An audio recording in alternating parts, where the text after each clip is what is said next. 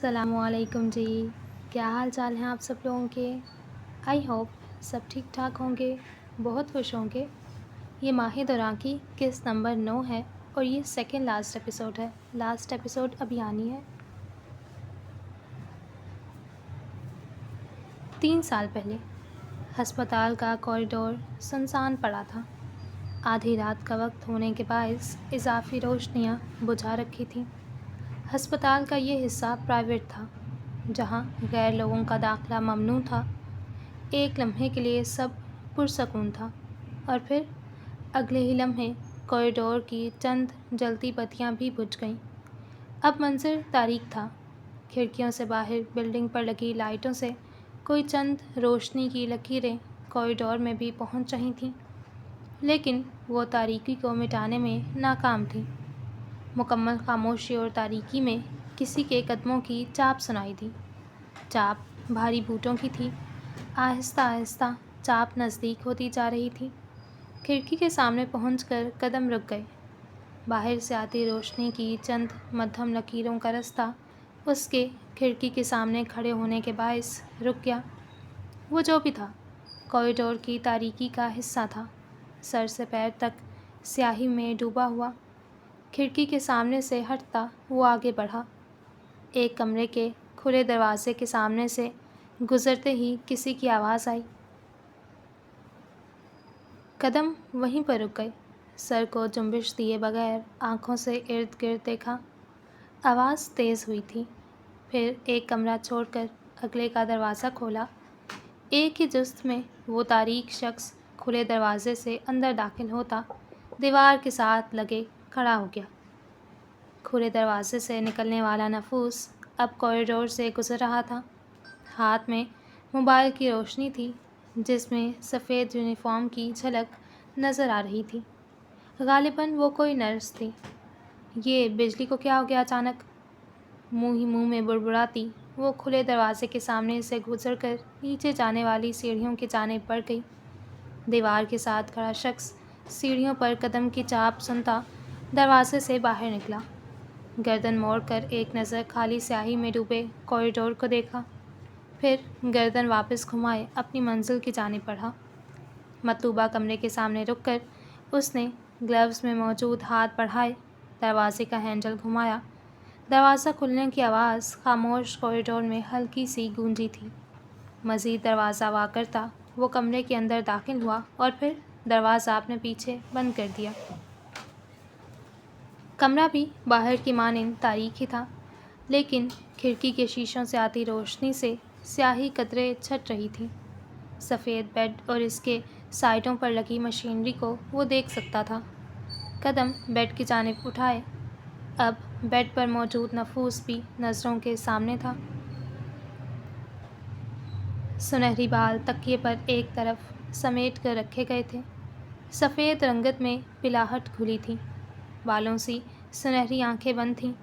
دونوں بازو سیدھے بیڈ پر رکھے تھے، جن پر کئی مشینری جڑی تھیں۔ وہ پہلے بھی دبلی پتلی تھی، لیکن اب مزید کمزور سی معلوم ہو رہی تھی۔ نظریں چہرے سے ہٹتی سر کے ایک جانب رکیں۔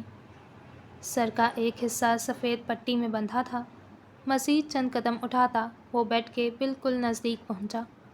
سیاہ دستانے میں لپٹا ہاتھ بڑھائے اس کے سر کی پٹی پر نرمی سے رکھا۔ انگلیاں پھیرتا وہ ماتھے اور پھر گال تک پہنچا۔ چند سیکنڈ انگلیاں گال پر رکھنے کے بعد اس نے پورا ہاتھ کھولا اور گال کو ہولے سے تھپکی دی۔ یہ کام میں کسی سے بھی کروا سکتا تھا، لیکن میرا دل تھا کہ میں تمہیں دیکھوں۔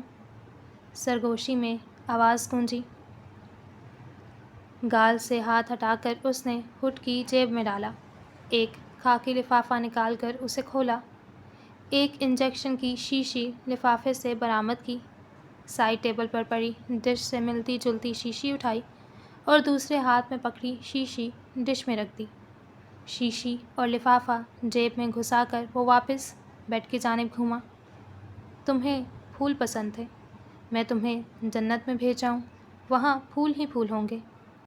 اپنی بات مکمل کرتا وہ مڑ کر دروازے کی جانب بڑھا۔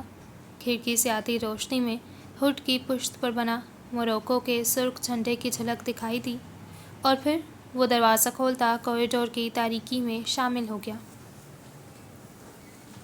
حال یہ ایک سفید رنگ کی ایک سٹوری پر مبنی بلڈنگ تھی۔ باہر پھیلی برف باری کے ہم رنگ وہ بلڈنگ بھی منظر کا حصہ ہی لگ رہی تھی۔ بلڈنگ کا گلاس ڈور وا کرتی وہ اندر داخل ہوئی۔ باہر جما دینے والی سردی کے برعکس اندر ہیٹنگ سسٹم کے باعث یک کونا سکون ملا تھا۔ بلڈنگ باہر سے سفید اور اندر سے مکمل سفید اور گرے کا امتزاج تھی۔ ہلکا رنگ آنکھوں کو بھی بھلا لگ رہا تھا۔ دیواروں پر جا بجا فریم لٹکائے گئے تھے۔ چھوٹے لیکن پیارے سے اسٹوڈیو کو دیکھ کر اس کے لب خود بخود مسکراہٹ میں ڈھلے تھے۔ کندھے سے بیگ اتار کر اس نے ویٹنگ روم میں پڑے صوفے پر رکھا اور خود مزید اسٹوڈیو کے اندر بڑھی۔ وہ سامنے کھڑا تھا۔ زمین پر رکھے چند فریم میں سے ایک اٹھا کر دیوار کے ساتھ لگایا، پھر چند قدم پیچھے ہٹ کر اس کا جائزہ لیا۔ آیا کہ وہاں لگا اچھا لگ رہا تھا یا نہیں؟ اچھا لگ رہا ہے یہیں پر۔ آواز پر اس نے گردن گھما کر دیکھا اور پھر کھل کر مسکرایا۔ ماہی، تم کب آئی؟ بس ابھی، تم مصروف لگ رہے ہو۔ اتنا بھی نہیں ہوں، بس یہ فریم سیٹ کر رہا ہوں۔ فریمز کی جانب اشارہ کرتا وہ واپس مڑ کر ماہ دراں کی جانب بڑھا۔ آؤ، باہر چل کر بیٹھتے ہیں۔ کندھوں کے گرد ہلکا سا بازو ڈالے وہ اسے لیے باہر کی جانب بڑھا۔ تم کہیں جا رہی تھی یا بالخصوص میرے اسٹوڈیو میں آئی ہو؟ میں گھر میں بور ہو رہی تھی، کالج سے بھی فراغت ہے تو سوچا تمہیں اور تمہارا اسٹوڈیو دیکھ آتی ہوں۔ اچھا کیا، اس وقت میں بھی اکیلا تھا۔ عموماً بھی اکیلا ہی ہوتا ہوں، لیکن کچھ دن سے ایک لڑکی پارٹ ٹائم جاب کے لیے آ رہی ہے، ریسیپشنسٹ کے طور پر۔ اس کا آف ٹائم تھا تو وہ چلی گئی۔ اپنی بات کے دوران اس نے ہاتھ کی مدد سے صوفے پر بیٹھنے کا اشارہ کیا۔ فارغ تو میں بھی ہوں، مجھے بھی کسی کام کے لیے رکھ لو۔ مسکراہٹ دبائے وہ بولی تو ہاتھ بھی مسکرا دیا۔ یہ تمہارا ہی اسٹوڈیو ہے، جب چاہے آؤ، اور جاب کی بات ہے تو وہ تو تم آلریڈی اپلائی کر چکی ہو۔ وہاں اپلائی ہی کیا ہے ابھی، انٹرویو کچھ دن میں ہے، پھر دیکھتے ہیں کیا بنتا ہے۔ سر کی پشت صوفے کے ساتھ لگائے وہ بولی، بہتر ہوگا، تم بہت قابل ہو، میں جانتا ہوں، تمہیں جاب نہ دینا کمپنی کا نقصان ہے۔ ہاتھ کی بات پر وہ نفی میں سر ہلائے ہنسی۔ میں تمہاری بہن ہوں اس لیے تم ایسا کہہ رہے ہو، ورنہ اتنی بڑی کمپنیوں میں اسٹوڈنٹس کو جاب کم ہی ملتی ہے۔ تم اچھے کی امید رکھو، صرف یہ بتاؤ کہ کافی پیو گی؟ وہ اپنی جگہ سے کھڑا ہوا۔ کافی کو نہ ہو سکتی ہے کبھی؟ ماہ دراں کے جواب پر وہ مسکراتا ایک جانب رکھی کافی مشین کی طرف بڑھ گیا۔ نورے گھر پر تھی؟ ہادی نے سوال کیا۔ مما کے انسٹیٹیوٹ میں کوئی بیکنگ کمپٹیشن ہونے والا ہے، وہ بس وہیں پر مما کے ساتھ چلی گئی۔ وہ خاموش ہوئی، پھر خود ہی کھل کر مسکرا دی۔ اصل میں جو لوگ وہاں پارٹ لے رہے ہیں وہ پریکٹس کے طور پر بیکنگ کر کے وہاں موجود لوگوں کو چکھاتے ہیں، اور ہماری نورے وہاں محض کھانے کے لیے گئی ہے۔ ماہ دراں کے تفصیلی جواب پر کافی بناتا ہاتھ سر نفی میں ہلائے ہنس دیا۔ کافی کے بعد فریمز دیواروں پر سیٹ کروں گا، پھر میں فارغ ہوں۔ ویسے بھی کچھ دیر میں اسٹوڈیو بند کرنے کا وقت ہو جائے گا، پھر ساتھ میں ہی گھر چلتے ہیں۔ کافی کا کپ ٹیبل پر رکھتے کہا گیا تھا۔ ماہ نے ایک نظر کافی کو دیکھا، پھر سر اسبات میں ہلا دیا۔ میں تمہاری مدد کرتی ہوں، ویسے تم نے سب کچھ اتنے بہترین طریقے سے ہینڈل کر لیا۔ اسٹوڈیو کا انٹیریئر پہلے سے بھی زیادہ اچھا لگ رہا ہے۔ ارد گرد اسٹوڈیو کا جائزہ لیتی وہ مسکرا کر بولی۔ کافی کا گھونٹ بھرتا ہاتھ تعریف پر خاموشی سے مسکرا دیا۔ وقت لگتا ہے، سب ہو جاتا ہے۔ جواب پر ماہ نے اسے بغور دیکھا۔ سب ہو تو جاتا ہے، پھر ہاتھ کی آنکھوں کی اداسی ختم کیوں نہیں ہوتی تھی؟ چند لمحوں کی خاموشی چھائی تھی۔ رائد اور تمہارے درمیان سب ٹھیک ہے؟ کافی کا مگ انگلی پھیرتے ہوئے اس نے سرسری سا سوال کیا۔ ماہ نے آنکھیں چھوٹی کیے اسے دیکھا۔ سب ٹھیک ہے، آج کل اسٹاکر بنا ہوا ہے۔ لب دبائے ماہ نے مسکراہٹ دبائی تھی۔ ہاتھ نے ناسمجھی سے اسے دیکھا۔ رائد اپنے گروولنگ فیز میں ہے کیا؟ سوال پر ماہ چند سیکنڈ رکی، پھر کہکا لگائے ہنس دی۔ بہت مزہ آتا اسے تنگ کرنے میں۔ ہاتھ نے مسکراتے ہوئے اسے دیکھا، پھر سر جھکا لیا۔ چاہنے والوں کو یوں ترسایا نہیں کرتے ماہی، زندگی چھوٹی ہے، وقت کی کمی ہے، جب اپنے نہیں رہتے تو بس پھر تکلیف ہی تکلیف ہوتی ہے۔ بظاہر لہجہ عام تھا، لیکن ماہ دوران نے شدت سے اس کی تکلیف کو محسوس کیا۔ ہاتھ: میں افسردہ نہیں ہوں، ایک عام بات بتا رہا ہوں تمہیں۔ چہرے پر مسکراہٹ سجائی تھی۔ ماہ نے بنا کچھ کہے سر اس بات میں ہلا دیا۔ تو تمہارا اسٹوکر نظر نہیں آ رہا کہیں؟ ہاتھ کی بات پر ایک مرتبہ پھر سے وہ ہنس پڑی۔ وہ کل سے غائب ہے، آخری مرتبہ کالج میں ملاقات ہوئی تھی، اس کے بعد نہیں دیکھا۔ بات کرتے ہوئے احساس ہوا تھا وہ واقعی غائب تھا۔ اس کی بائک بھی نظر نہیں آئی۔ فون کر لینا چاہیے۔ سوچتے ہوئے اس نے کافی کا خالی مگ ٹیبل پر رکھا۔ چلو تمہارے فریم سیٹ کرتے ہیں۔ صوفے سے اٹھ کر بولنے پر ہاتھ سر ہلائے خالی مگ ایک سائڈ پر رکھتا، اس کے ساتھ اندر کی جانب بڑھ گیا۔ ڈین؟ کچھ ٹوٹا تھا آس پاس؟ نہیں، شاید کہیں اندر۔ گریبان چھوٹ گیا تھا، قدم پیچھے کو اٹھ گئے تھے، ہاتھ پہلو میں گر چکے تھے۔ کئی لمحات وہ بنا حرکت کے کھڑا سامنے لڑکھڑاتے زخمی عذرا کو دیکھتا رہا۔ ڈین؟ ڈین؟ ڈین اس کا دوست، اس کا بھائی؟ کیا اس نے دھوکہ دیا؟ کیا اس نے سب توڑ دیا؟ کیا ڈین نے ریم کے ساتھ وہ سب کیا؟ کیا ڈین نے رائد کے ساتھ بے وفائی کی؟ سر خود بخود نفی میں ہلا تھا۔ ایک لمحے وہ اپنی جگہ پر کھڑا تھا اور پھر اگلے ہی لمحے عذرا کا گریبان پھر سے اس کے ہاتھ میں تھا۔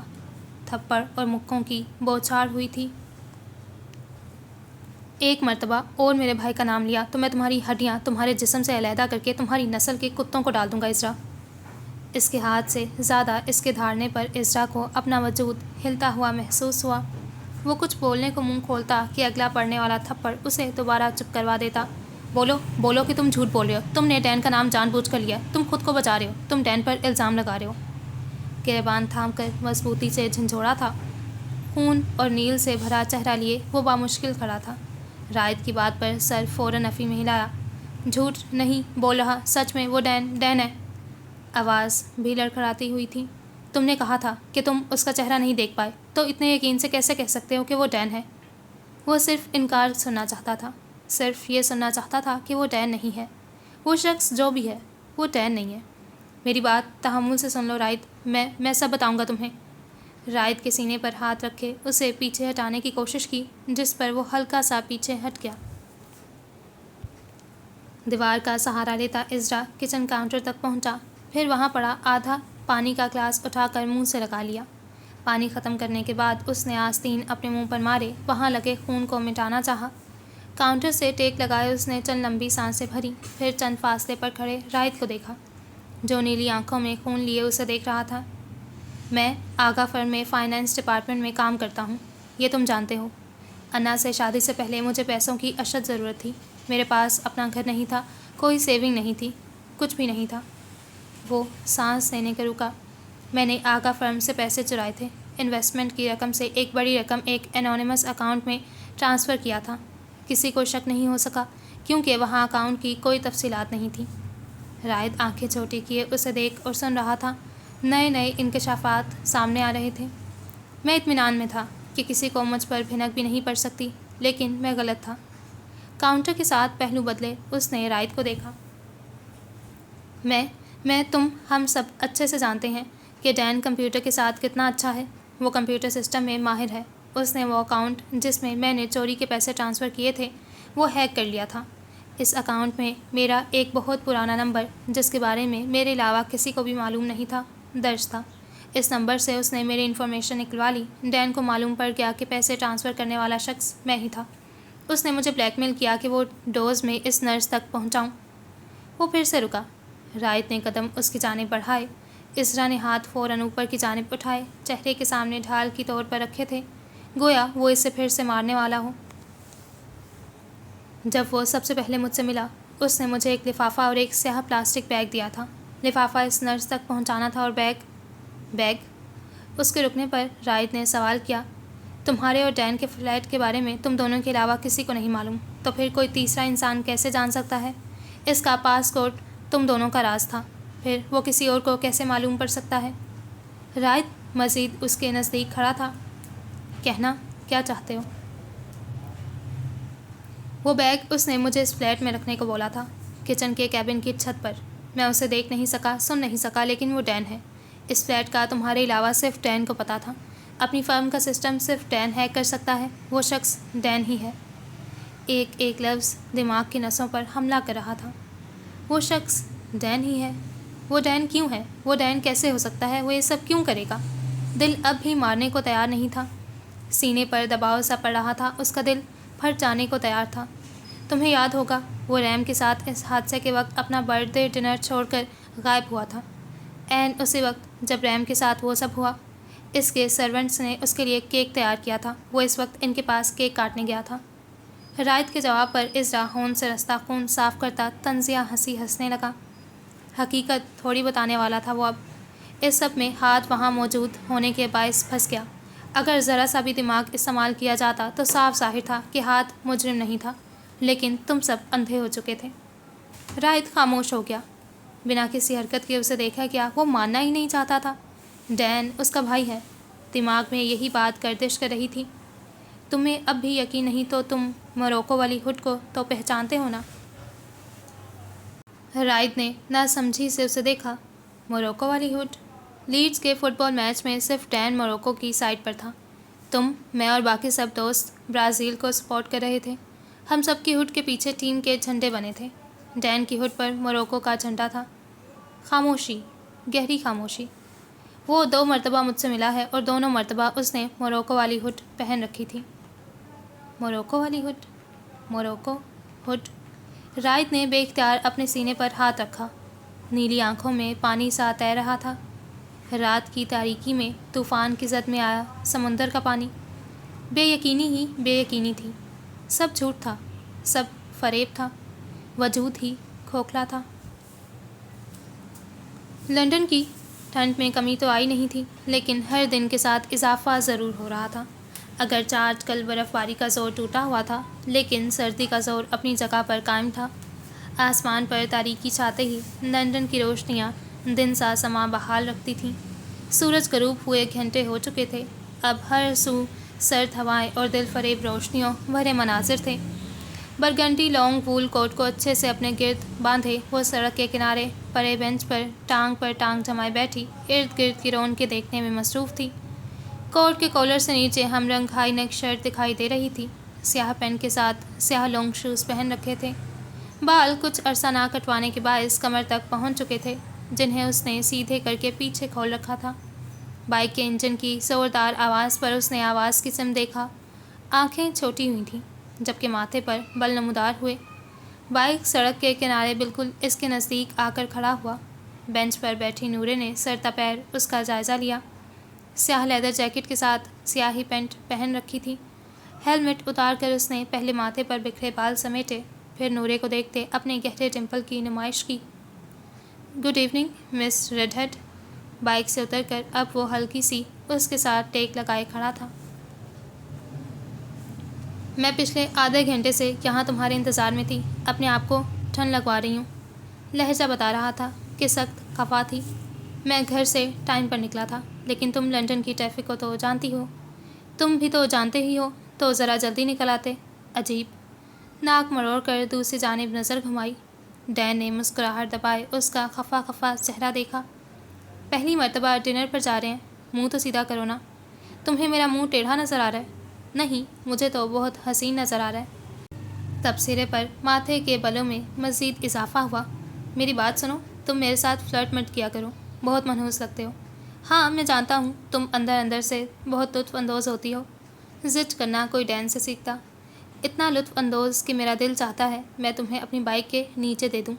مجھے کچھ ہو گیا تو سب سے زیادہ رونا بھی تم نہیں ہے۔ پے در پے جواب پر نورے نے دانت کچکچائے اسے دیکھا۔ خوشی کے آنسو ہوں گے وہ، غم کے آنسو تو سنا تھا، یہ خوشی کے آنسو کون سے ہوتے ہیں؟ تم جاہل ہو، تمہیں نہیں معلوم؟ میڈم سکھا دینا اس جاہل کو کچھ۔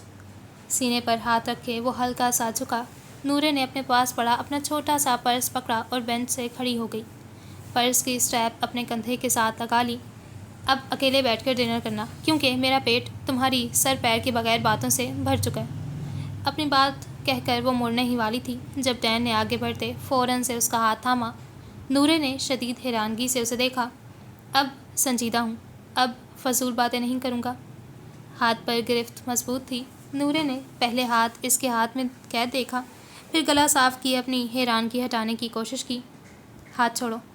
چھوڑ دیا تو تم چلی جاؤ گی۔ چلی بھی جاؤں تو کیا؟ تمہارے پاس بہت کمپنیز ہیں۔ وہ نورے تھوڑی ہیں۔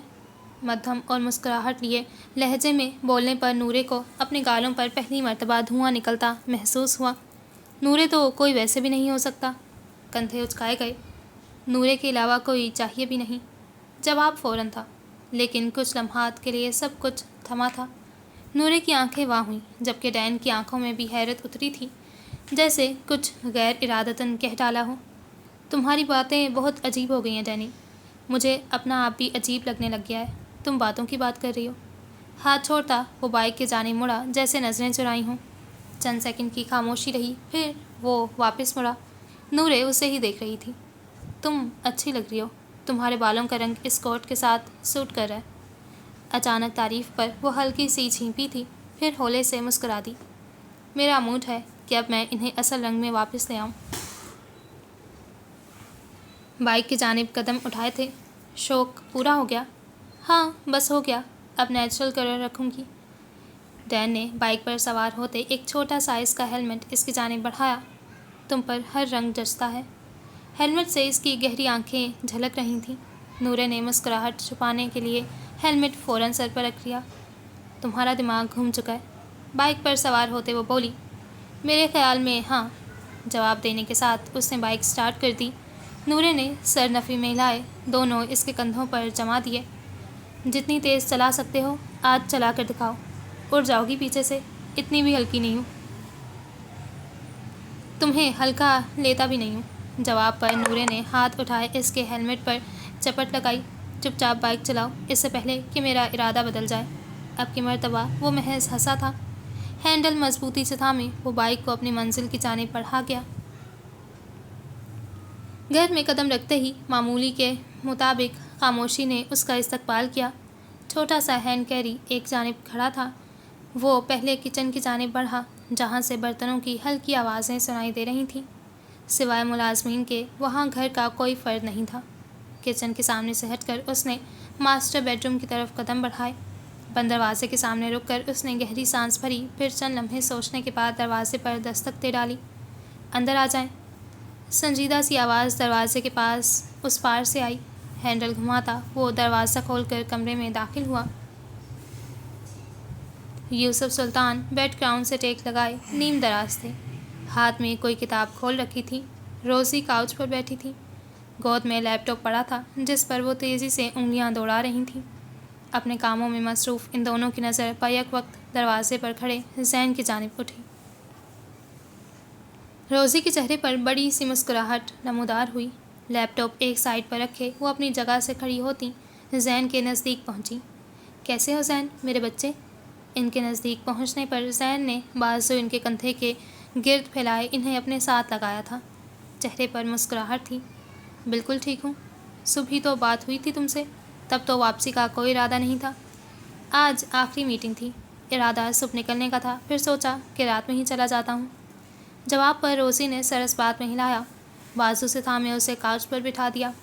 اچھا کیا، تم پہلی مرتبہ گھر سے دور تھے، اتنا عجیب سا محسوس ہوتا تھا۔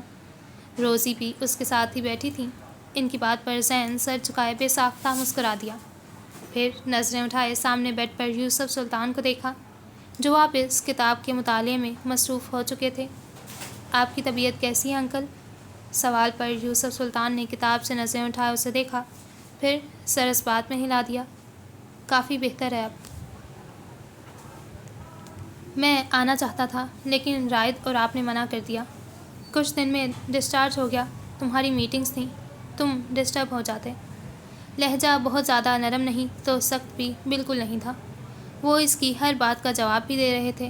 زین نے ایک نظر مسکراتی ہوئی روزی کو دیکھا، جیسے کہہ رہی ہوں کہ اب سب ٹھیک ہو رہا ہے۔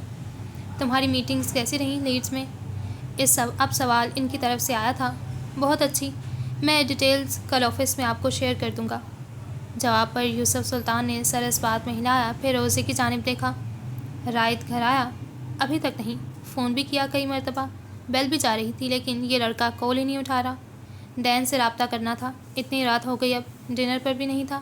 जवाबन रोज़ी ने सर नफ़ी में हिलाए ज़ैन को देखा था, जो संजीदा तासुरात लिए इन्हीं को देख रहा था। मैं राब्ता करने की कोशिश करता हूँ रायत से।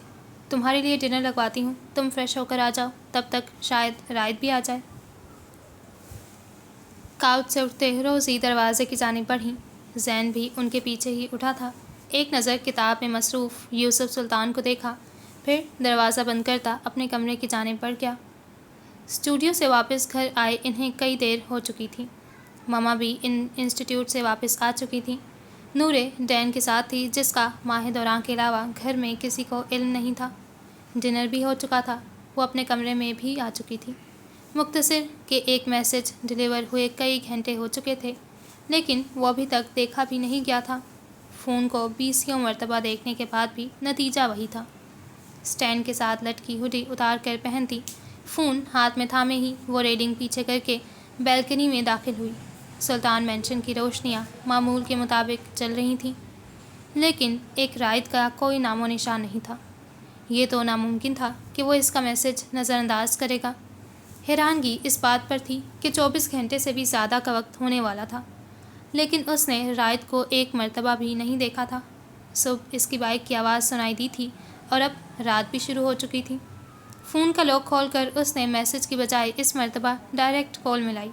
बेल जा रही थी, कॉल उठाई नहीं जा रही थी। 1 मरतबा, 2 मरतबा, 3 मरतबा, लगातार 5 मरतबा कॉल करने के बावजूद इसकी कॉल वॉइस मेल पर जा रही थी। बिलाखिर उसने वॉइस मेल वाला ऑप्शन दबाया।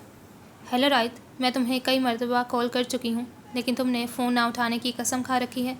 तुम सुबह से गायब हो, तुम्हारी बाइक का भी कुछ अता पता नहीं। मैं बिल्कुल भी परेशान नहीं हूँ, लेकिन बेहतर होगा कि तुम जल्द अज जल्द मुझे कॉल बैक करने की कोशिश करो। माह दौरान। मैसेज सेंड करने के बाद वो कुछ देर बैल्कनी में खड़ी खाली सड़क और खामोश सुल्तान मैंशन को देखती रही। फिर गहरी सांस हवा के सपुर्द करती बैल्कनी की रेलिंग बंद करती अपने कमरे में वापस आ गई। हुडी उतार कर स्टैंड के साथ लगाने के बाद बेड साइड से किताब पकड़ती वो बेड पर दराज हो गई। एक आइसक्रीम के फ्लेवर के अलावा हमारे मिजाज में बहुत इख्तलाफ है। तुम मिजाज की कड़वी हो और मैं इस आइसक्रीम जैसा मीठा। आइसक्रीम खाती नूरे ने आंखें छोटी किए डैन को देखा। तुम्हारे साथ डिनर करने के बाद सेंट्रल लंदन की सड़क पर वॉक करते हुए आइसक्रीम खा रही हूँ। इसे मिजाज की करवाहट कहते हैं। ये तो मेरे मिजाज की मिठास है जो तुम्हें यहाँ ले आई, वरना तुम काट खाने को पड़ती हो। लहजा शरीर था, लेकिन बज़ाहिर वो संजीदगी से बोल रहा था। तुमसे बस अपनी शान में कसीदे सुन लो। तुम्हारे बस में हो तो तुम खुलेआम कह दो कि तुमसे बेहतर पूरे लंदन में कोई नहीं। पूरे लंदन में? मैं तो कहता हूँ पूरे इंग्लैंड, बल्कि पूरे यूरोप में कोई नहीं है। ढूंढ कर दिखाओ कोई तो मुझसा मानूं। गैर मुतवक्का जवाब पर नूरे ने गहरी सांस भरी। अपनी तारीफ़ें करके तुम्हें सुकून मिलता है? मैं महज सच्चाई बयान करता हूँ। अब लोगों को हज़म नहीं होती तो इसमें इनका अपना नुकसान है। तुम्हारे पेरेंट्स न जाने तुम्हें कैसे बर्दाश्त करते होंगे। आइसक्रीम ख़त्म करने के बाद उसने टिशू से हाथ साफ़ किए। टिशू साइड पर लगे ट्रैश कैन में फेंका था। इकलौती औलाद हूँ, इनकी सुबह ही मेरा हसीन चेहरा देखकर होती है। नूरे ने बेसाख्ता आंखें घुमाई। तुम्हारी बीवी तुमसे कुछ दिन में ही आजिज़ आ जाएगी। वो खुशकिस्मत होगी जिसे मुझ जैसा बेहतरीन शौहर मिलेगा। Oh really? क्या बेहतरीन है तुम में? मैं कॉफ़ी बहुत अच्छी बना लेता हूँ और तुम्हें मेरे हाथ की कॉफ़ी भी पसंद है। फ़ख्री अंदाज में बताया गया। मैं तुम्हारी बीवी नहीं हूँ, तो बन जाना। कुछ अचानक और कुछ गलत कह जाने का एहसास हुआ। ज़ुबान दांतों तले दबाए उसने संजीदा तासुरात अपना लिए। नूरे ने पहले शदीद हैरत से उसके चेहरे का एक रुख देखा, फिर सर नफ़ी में हिला गई। इस जन्म में तो नामुमकिन लगता है। हल्की सी आवाज़ में कहा गया। चलो अगले जन्म तक इंतज़ार कर लूँगा। इसी जैसे मध्यम लहजे में जवाब आया। नूरे ने मुस्कुराहट दबाई। दरमियान में छाई खामोशी फ़ोन की बेल ने तोड़ी थी। डैन ने जैकेट से फ़ोन निकाले, कॉल उठाई, फिर यस किए फ़ोन कान से लगाया। Hello beautiful lady. हशाश फशाश लहजे में बोलने पर नूरे ने आंखें छोटी किए, पहले उसे फिर फ़ोन की जानिब देखा। डैन ने उसकी हरकत देखते फ़ोन कान से उतार कर स्पीकर पर लगाया। हेलो डैन बच्चे, कैसे हो और कहाँ हो? रोज़ी की आवाज़ पर नूरे ने سر نفی میں ہلائے ڈین کو دیکھا، جس پر وہ شریر سا مسکرا دیا۔ ٹھیک ہوں، اور ذرا باہر نکلا ہوں۔ خیریت تھی؟ رائد تمہارے ساتھ ہے؟ سلطان سے آج صبح یوسف انکل کی اپائنٹمنٹ کے لیے ہاسپٹل نکلنے سے پہلے ملاقات ہوئی تھی۔ اس کے بعد سے کوئی رابطہ نہیں۔ وہ لڑکا صبح سے غائب ہے، فون بھی نہیں اٹھا رہا۔ مجھے لگا وہ تمہارے ساتھ ہوگا۔ آواز سے پریشانی جھلک رہی تھی۔ میں رابطہ کرنے کی کوشش کرتا ہوں، یقیناً جم میں ہوگا۔ فون بند کرنے کے بعد ڈین نے اپنی جانب دیکھتی نورے کو دیکھا۔ کچھ دیر پہلے بارونق چہرے پر پریشانی کا عکس نمودار ہوا۔ حیرانگی والی بات ہے، سلطان غائب ہے اور میں خود بھی اس سے رابطہ نہیں کر سکا۔ کسی دوست کی طرف ہوگا، یا تم نے خود کہا کہ جم میں؟ نورے کی بات سنتے اس نے رائد کا نمبر ملایا۔ بیل ہنوز جا رہی تھی، لیکن آخر پر کال وائس میل پر پہنچ جاتی۔ میں تمہیں گھر چھوڑ دیتا ہوں، پھر جم کی طرف نکلتا ہوں۔ میں کیب کروا کر چلی جاؤں گی، تم رائد کے پاس جاؤ۔ بائک کے پاس پہنچ کر ہیلمٹ اس کی جانب بڑھاتے اس نے سر نفی میں ہلایا۔ تمہیں گھر چھوڑنے کے بعد جاؤں گا۔ نورے نے چند سیکنڈ خاموشی سے اسے دیکھا، پھر ہیلمٹ اس کے ہاتھ سے تھامے سر پر رکھنے کے بعد بائک پر سوار ہو گئی۔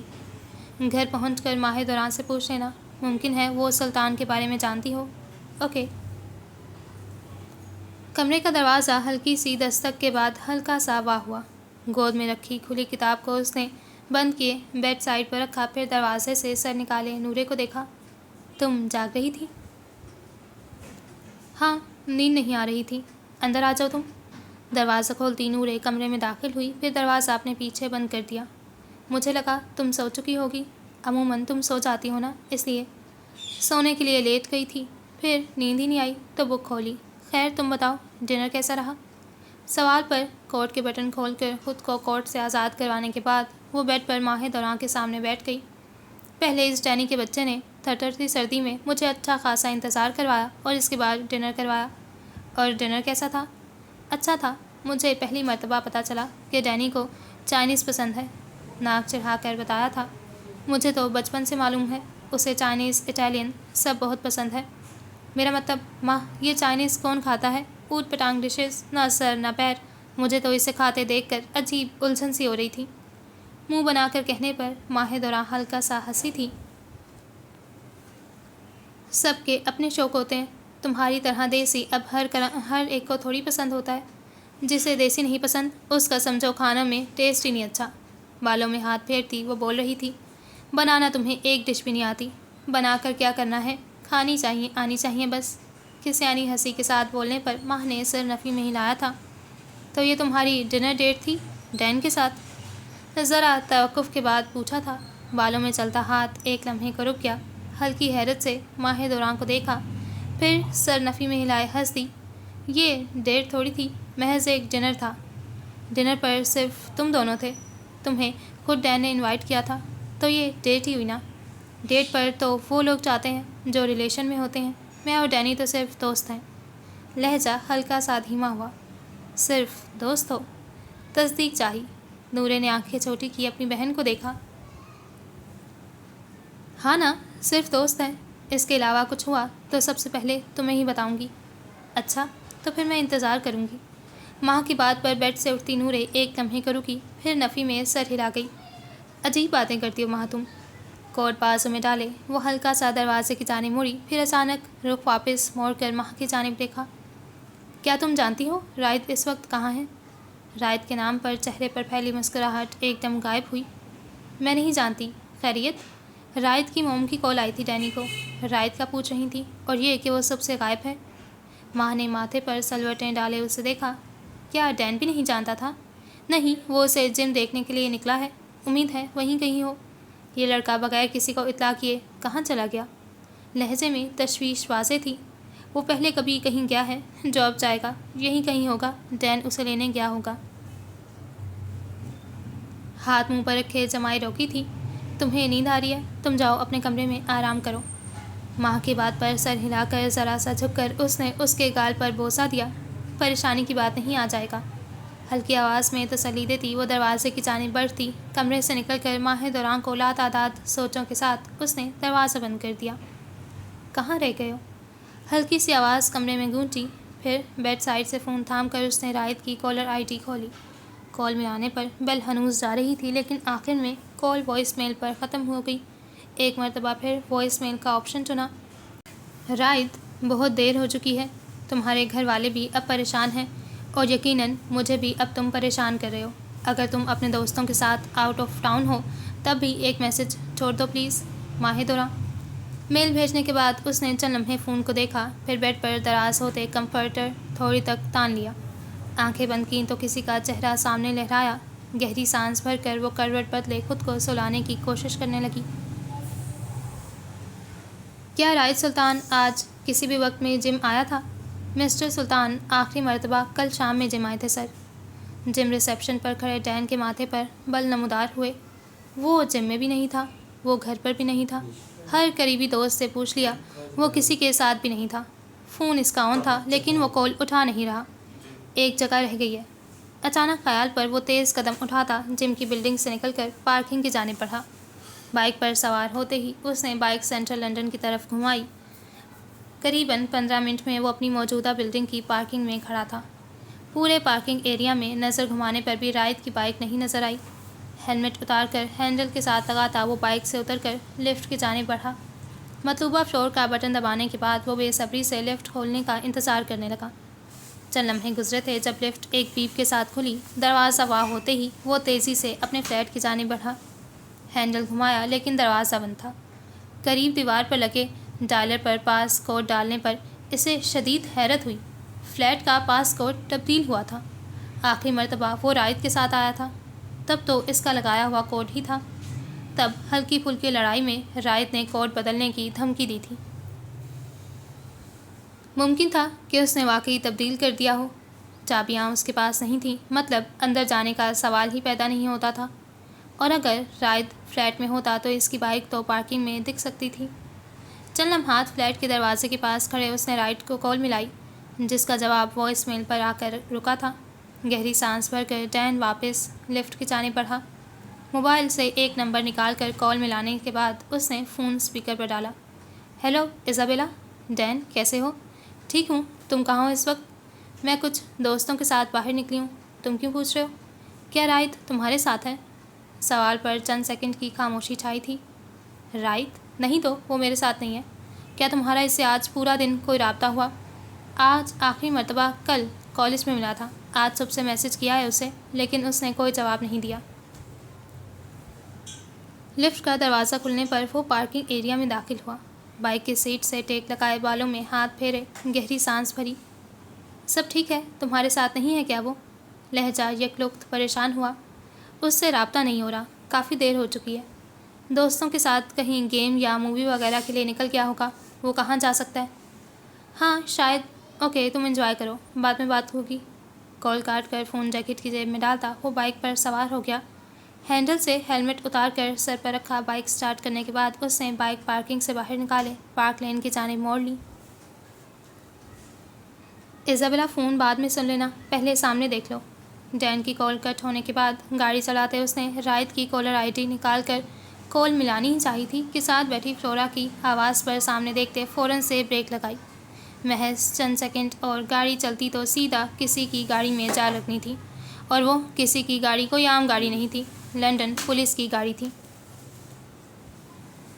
فون ڈیش بورڈ پر پھینک کر اس نے دونوں ہاتھ چہرے پر پھیرے۔ تمہیں کیا لگتا ہے انہوں نے ہمیں دیکھ لیا؟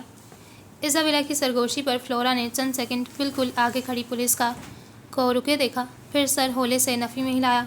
بالکل دیکھ بھی لیا، اور اب وہ گاڑی سے بھی اتر رہے ہیں۔ فلورا کی بات ختم ہوتے ہی ڈرائیونگ اور پیسنجر سیٹ کا دروازہ کھلا۔ یونیفارم میں ملبوس دو نفوس گاڑی سے نکلے، جن میں سے ایک نے آگے بڑھ کر ایزابیلا کو باہر نکلنے کا اشارہ دیا، جبکہ دوسرا سینے پر ہاتھ باندھے کھڑا اس کے باہر نکلنے کا انتظار کر رہا تھا۔ شٹ، پھنس گئی اب۔ گاڑی کا انجن بند کرتی وہ فلورا اور پیچھے بیٹھی دوستوں کی جانب مڑی۔ تم میں سے کوئی گاڑی سے نہ اترے، میں بات کر کے آتی ہوں۔ سب کے اکتفا کرنے پر وہ سیٹ بیلٹ اتار کر دروازہ کھولے گاڑی سے باہر نکلی۔ چند قدم اٹھانے کے بعد اپنی گاڑی اور پولیس کار کے درمیان ایک انگلی جتنا فاصلہ دیکھ کر بے ساختہ گہری سانس بھری۔ 1 سیکنڈ اور دونوں گاڑیوں کا خوب نقصان ہو جانا تھا۔ مس، معائنہ ہو گیا ہو تو ذرا یہاں تشریف لے آئیں۔ پیچھے کھڑا پولیس والا بولا تھا، جو اپنی جگہ سے 1 انچ بھی نہیں ہلا تھا، بلکہ اسے نزدیک آنے کا حکم سنا رہا تھا۔ ہیلز کی ٹک ٹک کے ساتھ وہ اس کے سامنے جا کر رکی۔ لمبے چوڑے پولیس اہلکار کے سامنے کھڑی وہ خود کو بلی محسوس ہو رہی تھی۔ اس کے باوجود گردن اکڑا کر کھڑی تھی۔ لندن کے قانون میں گاڑی چلاتے ہوئے فون سننا کب سے شامل ہو گیا؟ لیکن میری گاڑی سائڈ پر تھی۔ سڑک کی سائڈ اور پارکنگ لاٹ میں بہت فرق ہوتا ہے۔ اور پولیس کار کو ٹکر مارنے کی سزا جانتی ہیں آپ؟ لہجہ سخت تھا۔ ایزابیلا نے دانت کچکچا کر اسے دیکھا۔ آفیسر، گاڑی محفوظ ہے، آپ چیک کر سکتے ہیں۔ اتنی سی بھی خراش نہیں آئی، اس لیے سزا کا پلان کینسل۔ سامنے کھڑے آفیسر نے ماتھے پر بل ڈالے اسے دیکھا۔ اور گاڑی چلاتے ہوئے کال سننے کی سزا؟ فار گاڈ سیک آفیسر، میری گاڑی سائڈ پر تھی، میں روڈ کے درمیان میں کال نہیں سن رہی تھی۔ اصول کا مطلب اصول ہوتا ہے۔ جب چلتے انجن کے ساتھ فون استعمال کرنا ممنوع ہے تو سڑک کی سائڈ ہو یا درمیان، کوئی فرق نہیں پڑتا۔ لہجے کے ساتھ آواز بھی کرخت تھی۔ ایزابیلا نے اس کے یونیفارم پر لگے بیج کو دیکھا۔ اتنا تو وہ اندازہ لگا سکتی تھی کہ وہ کسی بڑی پوسٹ پر تھا۔ ٹھیک ہے، کتنا فائن چارج کریں گے؟ میں پے کر دیتی ہوں۔ اپنا لائسنس اور گاڑی کے پیپرز دکھاؤ۔ دو بدو جواب پر ایزابیلا نے رک کر اسے دیکھا۔ لائسنس میرے پاس ہے لیکن گاڑی کے پیپرز گھر پر ہیں۔ پرس سے لائسنس نکال کر آگے بڑھایا۔ مہربانی فرما کر آپ بھی گھر رک جایا کریں یا ایک ادر ڈرائیور کا انتظام کر لیں۔ آپ جیسے 2-4 ڈرائیور اور آ جائیں تو لندن کی گاڑیوں کے نقشے ہی بدل جائیں۔ اس کا لائسنس دیکھتا وہ بول رہا تھا۔ آپ ایسے میری انسلٹ نہیں کر سکتے آفیسر۔ جی بالکل، میرا ارادہ ہے آپ کو پولیس اسٹیشن لے جا کر ٹریفک کے اصول و ضوابط سمجھائے جائیں۔ مس ایزابیلا ہیرس، میں اپنے ڈیڈ کو کال کر رہی ہوں، وہ خود آپ سے بات کریں گے۔ منہ بنا کر ڈیڈ کی دھمکی پر رومان ایک لمحے کے لیے رکا، پھر بامشکل اپنی ہنسی دبا گیا۔ آج کل کی نسل کے ممی ڈیڈی بچے۔ گاڑی آپ کی ہے، لائسنس آپ کا ہے، گاڑی آپ خود چلا رہی تھیں، اصول آپ توڑ رہی تھیں، تو اس میں ڈیڈ کہاں سے شامل ہو گئے؟ ڈیڈ کو کورنگ کے لیے رکھا ہے۔ اتنی بے عزتی؟ ایزابیلا کی آنکھیں مزید چھوٹی ہوئیں، سفید رنگت میں لالی گھلی تھی۔ آپ میری بات نہیں سن رہے تو شاید ان کی سن لیں۔ مس ایزابیلا ہیرس، اس وقت آپ جلدی میں لگ رہی ہیں۔ آپ کا لائسنس میں رکھ رہا ہوں۔ جب آپ تفریح کر لیں تو پولیس اسٹیشن آ کر اپنا لائسنس وصول کر لیں۔ لائسنس یونیفارم کی پاکٹ میں ڈالنے کے بعد اپنا کارڈ اس کے ہاتھ میں تھمایا تھا۔ ایزابیلا کھلے منہ کے ساتھ ہاتھ میں رکھا اس کا کارڈ دیکھ رہی تھی، جو اب گاڑی میں بھی سوار ہو چکا تھا۔ سر، یہ کیسا قانون ہے؟ آپ میرا لائسنس نہیں رکھ سکتے۔ گاڑی کا شیشہ بجاتے وہ زور سے بولی۔ جواباً رومان نے کان کا اشارہ دیا، یعنی کھڑکیاں ساؤنڈ پروف ہیں، وہ اس کی بات نہیں سن پائے گا، اور اس کے ساتھ ہی گاڑی آگے بڑھ گئی۔ عجیب پاگل آفیسر ہے یہ۔ سرخ چہرہ لیے دانت کچکچائے تھے، ہاتھ میں پکڑے کارڈ کو ایک مرتبہ غصے میں مروڑا، پھر اپنا لائسنس یاد کرنے پر کارڈ کو صحیح کرتی وہ پیر پٹکنے گاڑی کی جانب بڑھ گئی۔ وہ کمپیوٹر سسٹم کے سامنے بیٹھا تھا، نظریں اسکرین پر تھیں، جبکہ انگلیاں تیزی سے کی بورڈ پر چل رہی تھیں۔ آنکھوں پر بڑے فریمز والے گلاسز لگا رکھے تھے۔ کی بورڈ پر ٹائپنگ کرنے کے دوران وہ چند لمحوں کے لیے رکتا، تھوڑی کے نیچے ہاتھ کی مٹھی بنا کر رکھے کچھ سوچتا اور پھر سے کام میں مصروف ہو جاتا۔ سر، کیا آپ 2 منٹ کے لیے یہاں آ سکتے ہیں؟ نسوانی آواز پر ہاتھ نے دائیں جانب موجود ایک چھوٹی سی گیلری کو دیکھا۔ آنکھوں سے فریم ہٹا کر ٹیبل پر رکھتا وہ اپنی جگہ سے کھڑا ہوا، پھر گیلری کی جانب چل دیا۔ کیا بات ہے؟ میں گیلری کی ڈسٹنگ کر رہی تھی، مجھے یہ فریم ملا ہے، اس کی پیکنگ تھوڑی سی خراب ہے ایک طرف سے، آپ کہیں تو میں دوبارہ پیک کر دوں اسے؟ فریم کو دیکھتا ہاتھ 1 منٹ کے لیے اپنی جگہ پر رکا، پھر قدم اٹھاتا شیلف کے پاس پہنچا۔ لڑکی اس کے آنے پر فریم اس کی جانب بڑھاتی 2 قدم سائڈ پر ہٹی تھی۔ ہاتھ نے فریم کو تھاما، پھر ایک ہاتھ سے اس کے اوپر چڑھا کور ہٹایا۔ وقت تھما تھا، ساتھ میں شاید سانس بھی۔ دنیا ساکت سی معلوم ہوئی تھی، ہر آواز پس منظر میں رہ چکی۔ آنکھوں کے سامنے محبوب کا چہرہ تھا، محبوب بھی وہ جو دل و جان سے عزیز تھا، محبوب بھی وہ جسے جدا ہوئے کئی سال گزر چکے۔ واو! نزدیک سے ایک آہ کے ساتھ آواز سنائی دی۔ ہاتھ کی آنکھیں محض فریم پر ٹکی تھیں۔ کتنی خوبصورت ہے یہ، بالکل گڑیا جیسی۔ پاس کھڑی لڑکی اس کی تعریف کر رہی تھی اور ہاتھ نے اندر ہی اندر اس کی تائید کی۔ وہ واقعی گڑیا جیسی تھی، ساکت اور بے جان لیکن بے حد خوبصورت۔ کیا یہ کوئی کسٹمر ہے یا کوئی ماڈل شوٹ؟